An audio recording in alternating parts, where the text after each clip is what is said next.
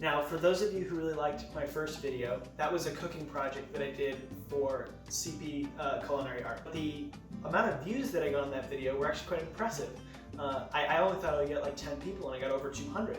So it showed me that there was a little bit of a need or a want for cooking videos. So I actually really love videography, and I also love cooking. And it's kind of one of my hobbies. Actually, both of them are my hobbies. So I think this is going to be a cool way to express both of those things. So I hope you enjoyed this video. It's been super fun making it, and this is my new channel. So if you want to use the email. I think it's cookingwithgothfather@gmail.com. You can send me any of your cooking related questions. I'll be more than happy to answer them. Now, without further ado, roll the intro.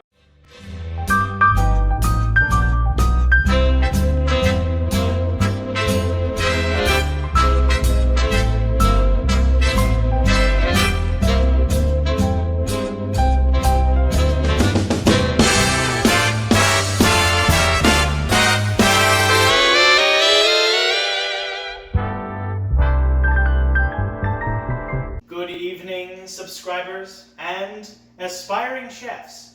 My name is Joshua Gothier, and today, as you may know, our world is in the talons of coronavirus. Many of us are forced to go to the supermarket where many things are gone, such as fresh food like produce and meat.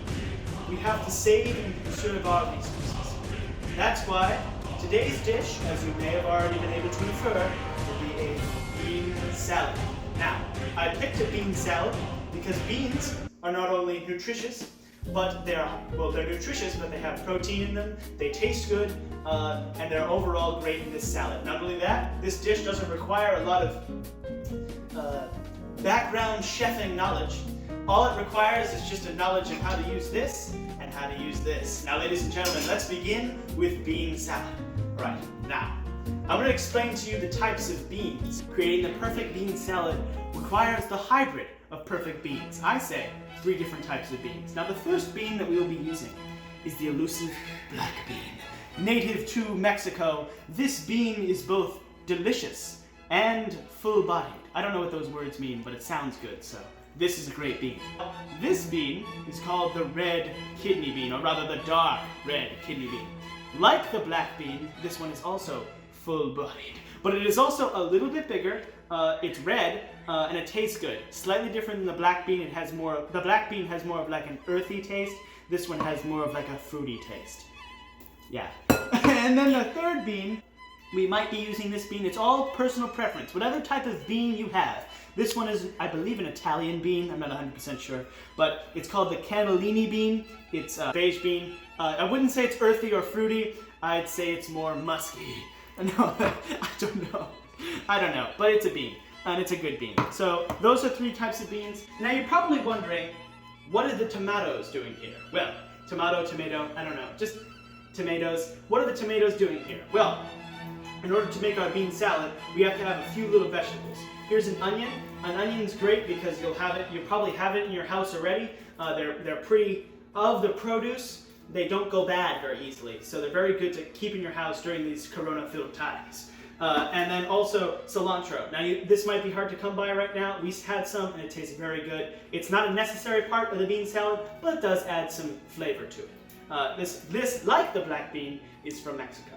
I don't know if it's from Mexico, but it's featured in a lot of Mexican food.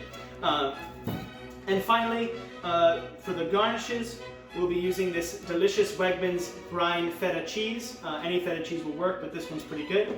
I'll also be going over the different types of vinegar. I'll be using rice vinegar. This is a very good vinegar. It's kind of basic, it goes with a lot of different types of food. This is a red wine vinegar. It's a little bit more acidic. It tastes pretty good. It tastes kind of like red winey.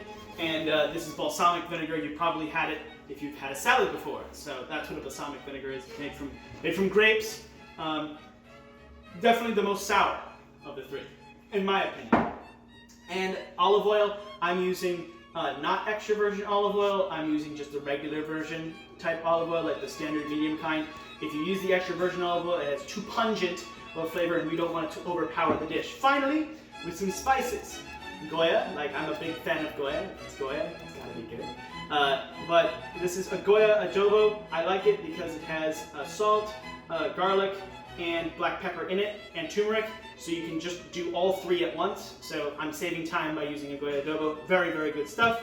And some McCormick oregano leaves. Very, very good. Goes with a lot of different dishes. I like it. Okay, so let's begin the bean salad. Now, let's start by opening the first can. If you'll come over here with me to the sink, washing your hands before you make food or eat food is generally great practice. So I'm going to try and wash my hands at least 3 times during this cooking process. It's a little bit overboard, but during current events, I want to make sure that my hands are clean and that the people that are eating this salad are staying healthy. So, how do we clean our hands? Very simple. Make sure it's on nice and warm water. Make sure you have it warm enough, almost till it's scalding, I say. Almost till it's scalding. Now, you just want to, this is the strategy I use. I just wait here until my hand starts to burn. And ow! Okay, so just turn it down a little bit more. Perfect. Just about to scald, but not quite. Now take some soap. Now scrub the hands. I do the circular motion, but you don't have to do the circular motion. You can do this as well. And just make sure that you do it for about 20 seconds. So let our 20 seconds start now. Happy Right, now make sure that you rinse the soap off your hands and grab a towel, a nearby towel, a good towel, a hand towel. This is a hand towel. Make sure that you keep your hand towels separate from your dish towels and separate from your counter towels so that you don't cross-contaminate. Make sure your hands are nice and dry and you can commence with your cooking. First can now. Make sure you get a can opener. Now my can opener works like this. I attach it to the side of the can. You can come close so we can see. I attach, I believe it works, yeah, there we go. So every can opener is a little different, but basically this one just attaches to the side, and you go around. Put your can opener aside, take this off. Be sure not to touch your hand on this, because you could slice your hand and that'd be bad. Now, make sure that it's on cold water. You want cold water, so that it's fresh and it makes the beans not sad. You don't want warm beans, I don't know why you would. Now take the can, pour the beans into the strainer. The bean juice off the beans. You don't want bean juice in the salad. That's disgusting. No one wants that. Once you've got this, shake out all the water, bring your strained beans over to your bowl, and pour them in. The same thing with the other beans.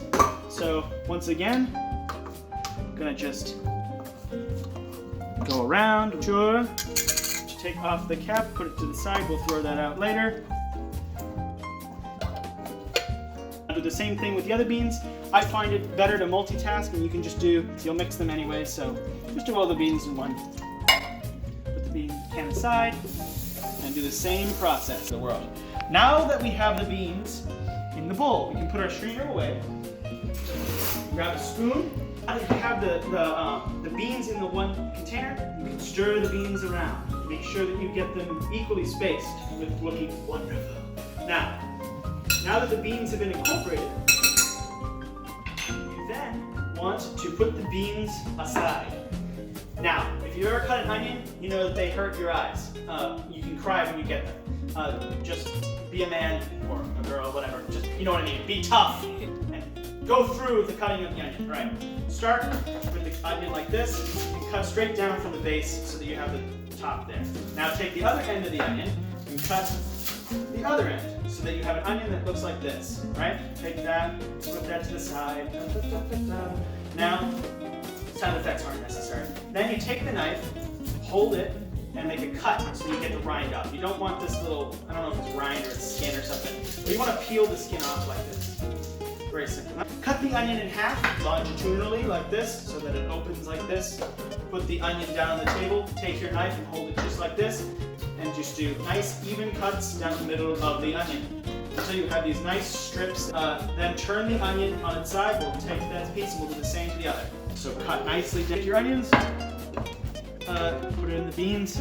I think 1 onion should be plenty for this amount. We do that to keep it fresh. It's basically feta cheese in feta cheese juice. So you take the feta cheese out, put it on the table.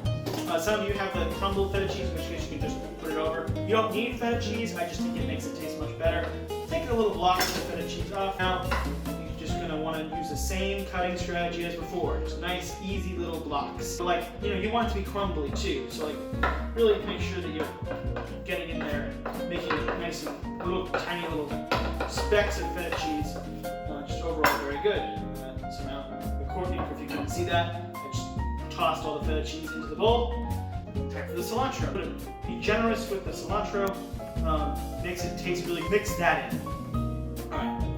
Now, a little bit. Don't go crazy with the adobo. For whatever reason, it's very, a lot of salt in it, so just go lightly with the adobo. Get your oregano, tomatoes.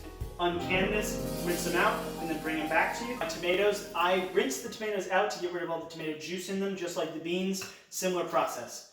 Pour the tomatoes in, more mixing. Now it's time for the vinegars. Now, I'm going to go with rice wine vinegar, because I think it's the rice vinegar, but you can choose whichever one you desire. Now, be generous. I like a lot of vinegar, so I'm generous with the vinegar. 1 to 1 ratio or so of vinegar to oil.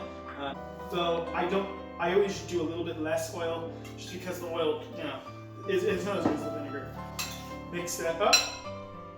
Ladies and gentlemen, it's almost done. Now the best chefs, the terrible chefs never taste their food. The mediocre chefs do like one of these. And say, okay, and then don't change it. The best chefs take their food, taste it, adapt, do it again, taste it, do it again, and get it right. So, and give it a little taste. Overall, I think I hit the nail pretty good. But I think it needs a little bit more vinegar. So, look over the time, add a little bit of vinegar. Do a little bit more testing. Oh, I used the wrong one. It's okay. Got it. Like that. One more thing. A little bit more salt, a little bit of pepper. Mix it again. The best part of any meal after you've cooked for the total of 20 minutes, this meal by the way takes like 20 minutes to make, very simple, is the eating part. Cranberry juice with a little bit of sparkling water. This has been Cooking with Josh. Bon appetit, my friends.